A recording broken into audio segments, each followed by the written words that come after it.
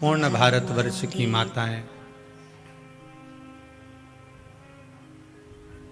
करवा चौथ का व्रत करेंगी। एक केवल भारत की भूमि ही ऐसी भूमि है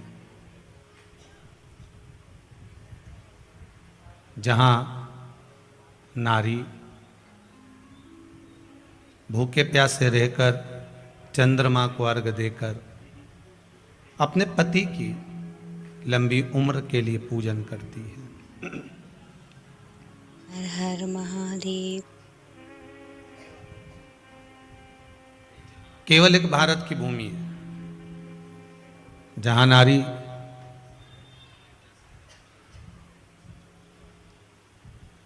पति की लंबी उम्र की कामना करती है और चंद्रदेव से निवेदन कर कर कि पूर्णिमा के चंद्रमा ने जैसे राधा रानी के लिए सौभाग्यता का भाव प्रबल करा था, पूर्णिमा के चंद्रमा ने माता लक्ष्मी के अखंड सौभाग्य को प्रबल करा था।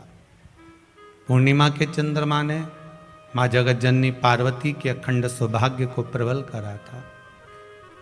वही पूर्णिमा का चंद्रमा जो रुक्मणी और सत्यभामा के भी सौभाग्य को अमर करता है, वही चंद्रमा का स्मरण कर कर करवा चौथ का व्रत किया जाता है।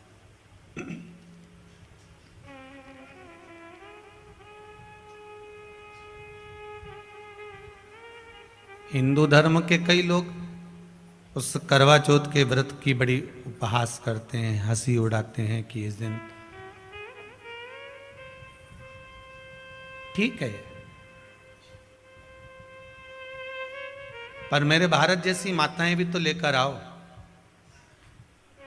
केवल एक भारत की भूमि ऐसी भूमि है जहां माताएं अपने पति की लंबी उम्र के लिए व्रत करती हैं, और दूसरे देश में जाकर देखना, ज्यादा टकर टकर करे तो पति ही बदल देती है।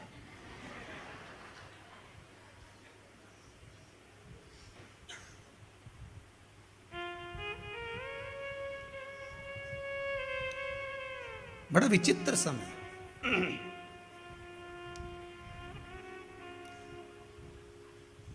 ऐसा धर्म, ऐसी संस्कृति, ऐसे संस्कार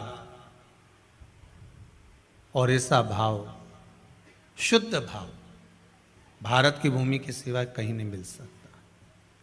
शायद इसीलिए विदेश के लोग अपनी भूमि को छोड़कर ब्रजमंडल में, काशी में, पुष्कर में, कुरुक्षेत्र में रहकर भगवान की भक्ति को धारण करते हैं। जो यहाँ मिल सकता है वो कहीं नहीं मिल सकता। सबसे पहली करवा चौथ की पूजन किसने करी थी? बोलते जाओ जरा जल्दी। कोई आपसे प्रश्न कर लेगा कि आप हर साल करवा चौथ का पूजन करती हो, चलनी में मुंडा भी देखो है, चलनी में मुख भी देखती हो, दिया भी लगाती हो, करवा भी भरते हो, पूजन भी करते हो। तो सबसे पहली करवा चौथ की पूजन करी किसने थी? तो शास्त्र कहता है सबसे पहली करवा चौथ की पूजन माता द्रौपदी ने करी थी। किसने करवाई थी? तो कहा भगवान कृष्ण ने करवाई थी। क्यों करवाई थी? तो कहा अर्जुन द्रौपदी को छोड़कर नीलगिरी पर्वत पर तप करने चले गए थे।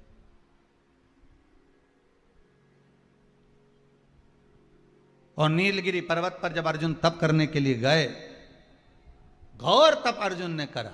अब अर्जुन ने तप करा तो इसको द्रौपदी को कहीं से सूचना मिल गई कि दुर्योधन ने अपनी 2 अक्षौणी सेना अर्जुन को मारने के लिए भेजा। अब व्यक्ति अगर नेत्र बंद करके बैठा है, साधना में बैठा हुआ है, तप में बैठा हुआ है, अपनी भक्ति में बैठा हुआ है, और कोई आया पीछे से और उसने वार कर दिया तो किसको मालूम पड़ेगा?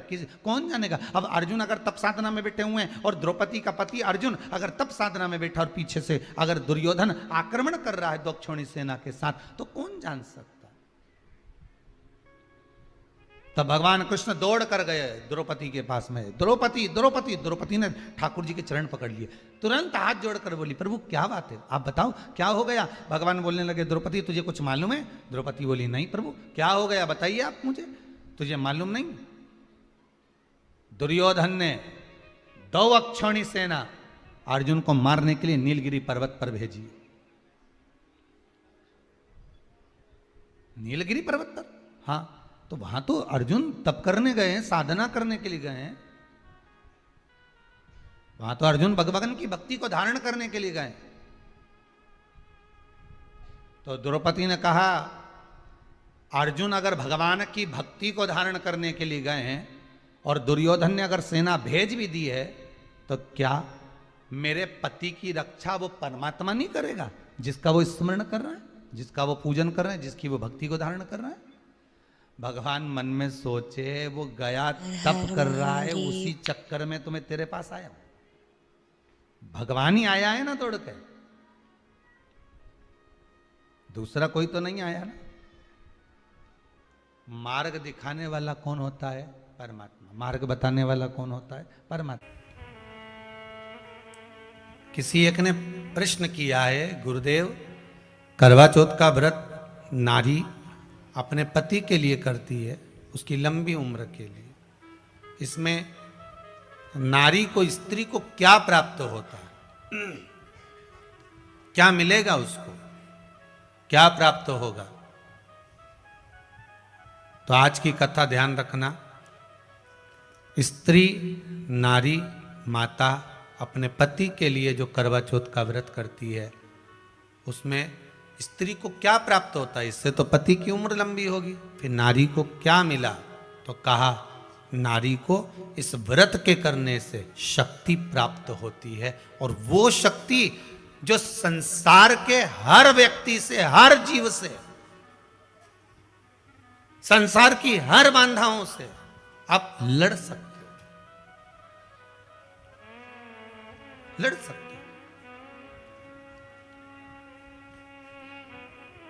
सात्विकता का सबसे बड़ा फल ही यही है।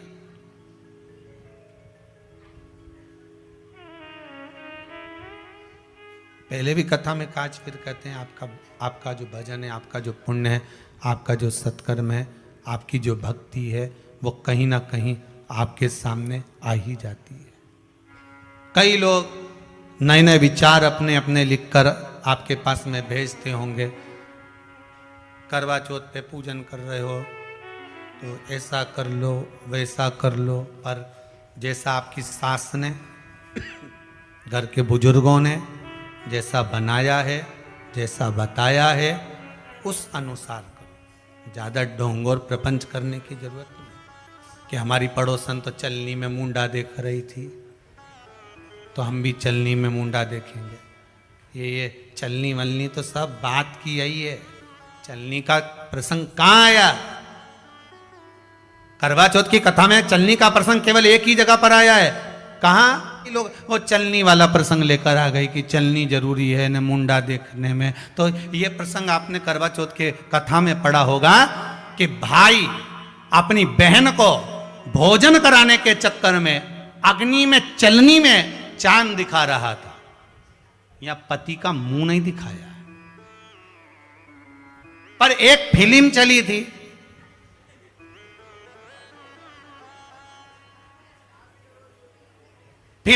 थी, जिसमें उसकी शादी भी नहीं हुई थी और उसके लिए चलनी में मुंडा देख रही थी। और वो प्रसंग को लोगों ने ले लिया, और ये छल नहीं भाता भगवान को, प्रपंच नहीं भाता। आप देखो, चलनी में मुंडा देख लो, चाहे अंगूठी के छल्ले में देख लो, तुम्हारी मर्जी पड़े उसमें देखो। नहीं तो यहाँ तो कई लोग तो ऐसे भी हैं जो सवेरे झगड़ा करे थे। एक इंटरव्यू लेने वाले पति पत्नी का करवा चौथ का व्रत था पत्नी का, और इंटरव्यू वाले पहुंच गए, टीवी चैनल वाले इंटरव्यू लेने लगे, आपका व्रत है? व्रत है आपका? हाँ। अच्छा, कितने साल से कर रही हो? जब से भेरू मिला। ठीक, बहुत बढ़िया। पति उठा, ऊपर गया, फिर नीचे आया, फिर 15 मिनट बैठता, फिर चले जाता। इंटरव्यू वाले परेशान हो गए, हम इससे कैसे बात करें। इंटरव्यू वाले ने पूछ ही लिया, आप बार बार उठ के कहां जा रहे हो? छत पे है। क्यों? चांद देखने। व्रत आपका है? नहीं। किसका? इसका है। तो चांद तुम क्यों देख रहे हो? सुबह से खाने को कुछ नहीं दिया है। कह रही थी अब तो दोनों साथ खाएंगे। तो तुम बाजार गए थे, नहीं जाने दिया। क्या करते हो? मोबाइल की दुकान है, दुकान नहीं खोली, मना कर दिया कि दुकान पे जाके समोसा खा लोगे अकेले, इसलिए नहीं जाते। क्या चाहते हो? ऊपर जाके किया हो चंदा थे कि जल्दी निकल जा। इंटरव्यू वालों ने कहा अपना टीवी चैनल वापस बंद करो, चलो घर वापस। दादा इसका इंटरव्यू लेके ऊपर कहने जाएंगे, फिर लौट के कैसे आएंगे?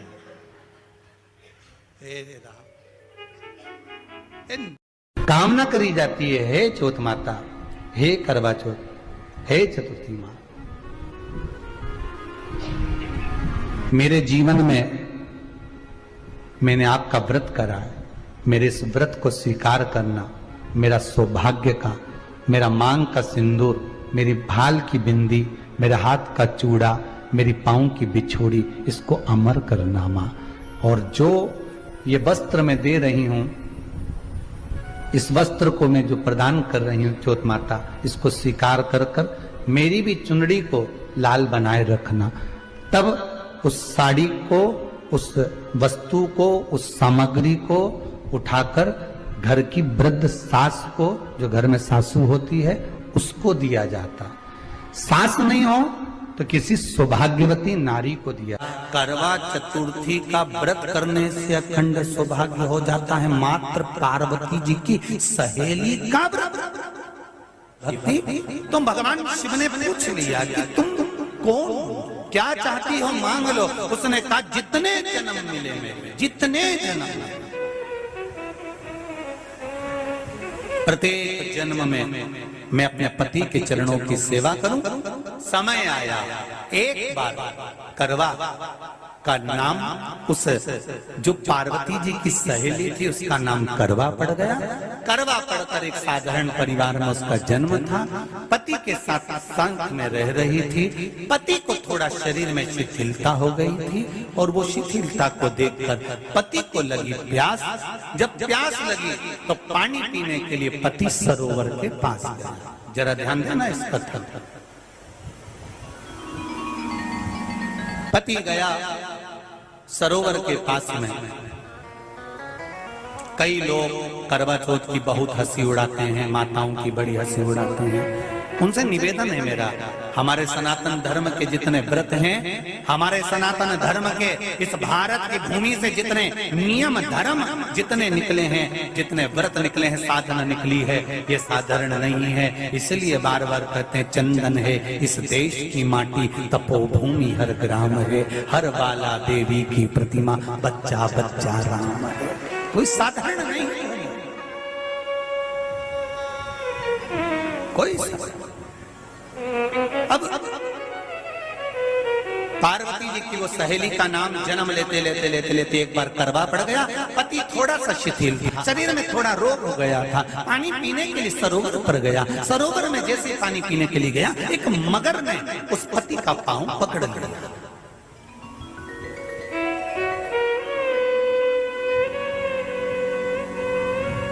बहुत ध्यान दीजिए, हनुमान जी की सेवा करने से राम जी मिल जाते हैं। ध्यान देना जरा।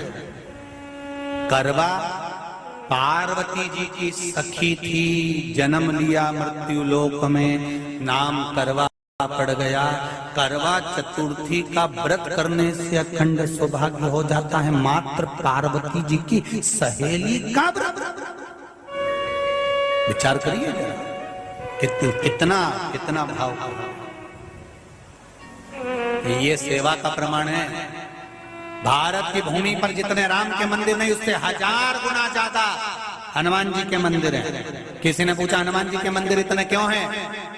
तो कहा गया राम जी की सेवा हनुमान जी ने इतनी करी कि भारत की भूमि पर सेवा पूजा गई। इसलिए हनुमान के मंदिर ढेर बने हुए, ढेर। हमारे यहाँ सेवा पूजा की करवा गई।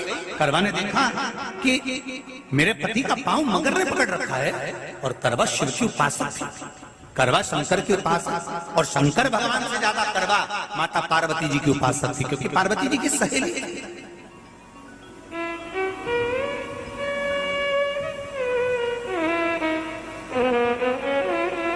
पति का पांव खींच कर मगर पानी में लेकर जा रहा था।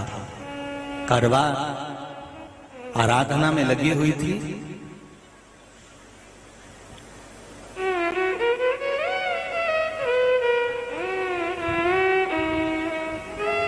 केवल करवा ने मिट्टी का एक गोल भाग ही बनाया था, जिस पे पार्वती जी का जो नीचे का पीठी का होती है उस पे शिवलिंग रखा था। केवल नीचे का भाग का निर्माण ही करा था, और करवा के कानों में शब्द पड़ गया।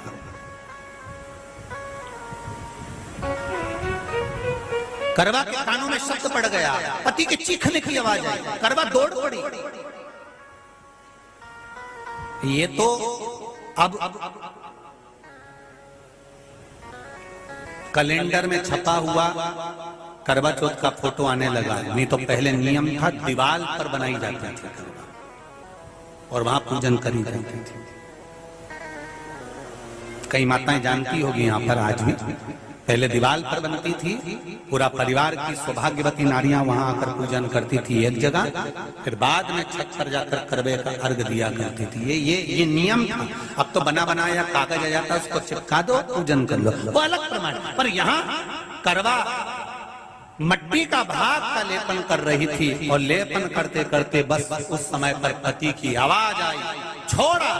करवा भागी, और शिव आराधना में लगी हुई करवा, पार्वती की आराधना में लगी हुई करवा भाग कर गई। पति को देखा तो मगर खींच कर ले जा रहा था। करवा ने अपना चीर फाड़ कर मगर की पूंछ को पकड़ कर खींचा, और कितना सात्विकता में बल होगा जरा विचार करना कि मगर को खींच कर वृक्ष के नीचे ले गई, और वृक्ष के नीचे नहीं जा पाई तो वहीं पर घाट के ऊपर घास लगी हुई थी। इसलिए आज भी करवा चौथ के व्रत में आपने देखा होगा कुछ सलाखें, कुछ घास आपको मिल जाती है। उससे एक घास से, मात्र एक घास से उसने उस मगर को बांध दिया। मगर हिल नहीं पाया। यम के दूत आ गए इसके पति को मौत के ग्रास ले जाने के लिए। यम के दूत। करवा ने पूछा तुम कौन हो, कैसे आना हुआ? यमदूत कहते हैं तुम्हारे पति का आज अंतिम दिन है, अंतिम समय, अंतिम पल है, ये मरेगा। करवा कहती है अगर मारना है तो इस मगर को मारो जिसने मेरे पति का पांव पकड़ रखा है। प्राण छोड़ना है तो इस मगर के छोड़िए, मेरे पति के तो प्राण आप ले जा नहीं सकते। करवा हम अपने नियम को नहीं बदल सकते। तेरे पति की अंतिम सांसें हैं, वो मरेगा। मगर को अभी नहीं मरना है, मगर अभी कम से कम 9 महीना और जीवित रहेगा। इसका हमारे पास लेख है। करवा कहती है ऐसा हो नहीं सकता। यमदूत खड़े हैं, ले जाने दे नहीं रही। क्रोध आ गया करवा को, हाथ में जल उठाया। अगर एक यमदूत भी मेरे पति को उठाकर ले जाता है तो मैं शिव भक्त माता पार्वती जी की भक्त करवा आपको श्राप दे दूंगी।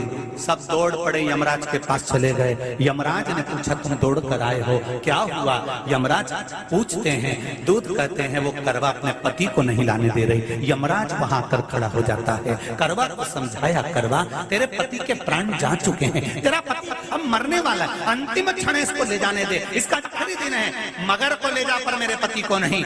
मान नहीं पाया। यमराज जब क्रोध पर अड़ गया तब करवा को क्रोध आया, और क्रोध में आकर जल लेकर करवा ने श्राप देना चाहा यमराज को। यमराज चरणों में पड़ गया, रेन दे करवा, मैं तुझे वर देता हूँ, आज चतुर्थी का दिन है, तेरे पति को मैं जीवन दान देता हूँ। आज के दिन जो तेरे नाम से व्रत धारण करेगा उसका खंड सौभाग्य स्वयं यमराज करेगा। स्वयं ये वो करवा चौथ का व्रत है। दुनिया के लोग भले हमारे सनातन धर्म पर उंगली उठाएं, दुनिया के लोग भले हंसें कि बताओ करवा चौथ का व्रत होता है, पति की पूजन करते हैं, कोई कुछ बोलता है, कोई कुछ बोलता है, पर सनातन धर्म की ये पहल, हमारे सनातन धर्म का ये आनंद सुख देने वाला।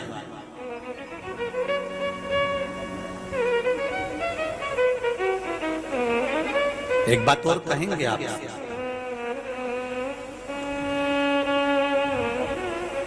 ये भारत की भूमि, ये मेरे हिंदुस्तान की भूमि सभ्यता और संस्कृति की देने वाली है। ये सिखाती है विदेशों को भी कि नारी को किस तरह से रहना चाहिए और उसका जीवन कैसा जीना चाहिए। ये दिखाती है कि एक नारी अपने पति को भी यम की कैद से छुड़ा कर ला सकती है। ये दिखाती है।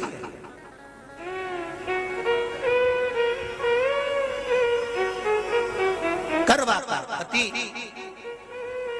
जो मगर ने पांव पकड़ रखा था, प्राण छूट रहे थे, वो करवा का पति जीवित रह गया, जीवित दौड़ कर गई, मट्टी का पात्र रखा था, मट्टी के पात्र में जल भर कर लाई अपने पति को, क्योंकि पानी पीने के लिए ही गया था, जल पीने के लिए गया था।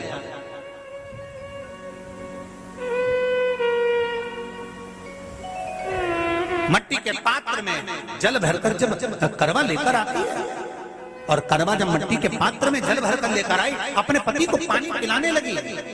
पति उठा, उठकर उसने कहा, इस जल की जरूरत तेरे को है करवा, क्योंकि तूने शिव आराधना के लिए, पार्वती की आराधना के लिए मुख में कोई जल नहीं रखा। पति ने जल का आचमन अपनी पत्नी को कराया। बस वही नियम आज तक हमारे सनातन हिंदू धर्म में चला आ रहा है। करवा चौथ का पति पत्नी को आचमन कराया। ये करवा चौथ की कथा का विस्तार, कई लोग कहते हैं कथा कहां से आई, तो आप बता सकते हो इस कथा को, आज की क्लिप को काट कर जनमानस तक भेज सकते हो कि ये कथा का विस्तार आप अपने जीवन में सुनिए। उसके बाद फिर भगवान कृष्ण ने द्रौपदी को इस कथा का वर्णन कराया। फिर एक कथा भगवान कृष्ण ने सुनाई, एक सेठ का प्रसंग, उसके 7 पुत्र थे, एक पुत्री थी, भाइयों की बहन, उसको खाना खिलाना था, भूख के भाई साथ में खाना खाते थे, एक अग्नि का ज्वाला दिखाकर चलनी में से बहन को भोजन करा देना, पति का नष्ट हो जाना। फिर आप सभी को, मेरे भारत भूमि की माताओं को, देश विदेश में बैठी हुई संस्कृति और सभ्यता में डूबी हुई मेरी माओं को करवा चौथ के व्रत की नमनता है, प्रणाम, खूब खूब शुभकामनाएं। आपका खंड सौभाग्य हो, बाबा आपके ऊपर कृपा दृष्टि बना कर रखे। भाव भक्ति से आप व्रत करें, मना नहीं, पर दिखावा ना करें, उसमें दिखावे की मूलता नहीं है।